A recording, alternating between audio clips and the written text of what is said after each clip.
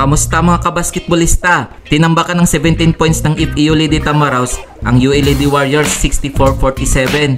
Best player of the game si Josie Caputo sa kanyang 15 points, 16 rebounds, 2 assists, 3 steals.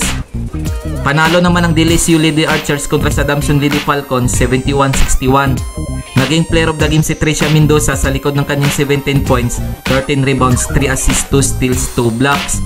Tinalo naman ang Inyo Lady Bulldogs ang Ateneo Blue Eagles 84-74. Best player of the game si Stephanie Berbirabi sa kanyang 11 points, 5 rebounds, 2 assists, 5 steals. Panalo naman ang UST Golden Tigresses kontra sa UP Fighting Maroons 74-72. Naging player of the game si Kid Pastrana sa likod ng kanyang 25 points, 6 rebounds, 2 assists. Kung umabot ka dito sa video na to, mag-like na at subscribe.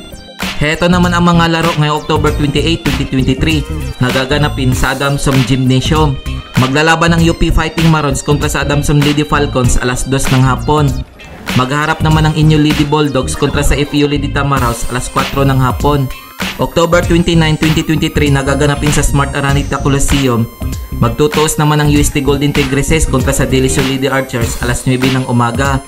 Maglalaban naman ang Ateneo Blue Eagles kontra sa UA Lady Warriors alas 11 ng umaga. Heto ang team standings ngayon as of October 26, 2023. NU Lady Bulldogs 7 wins 1 loss. UP Fighting Maroons 6 wins 2 losses. UST Golden Tigresses 6 wins 2 losses. Ateneo Blue Eagles 5 wins 3 losses. DLSU Lady Archers 3 wins 5 losses.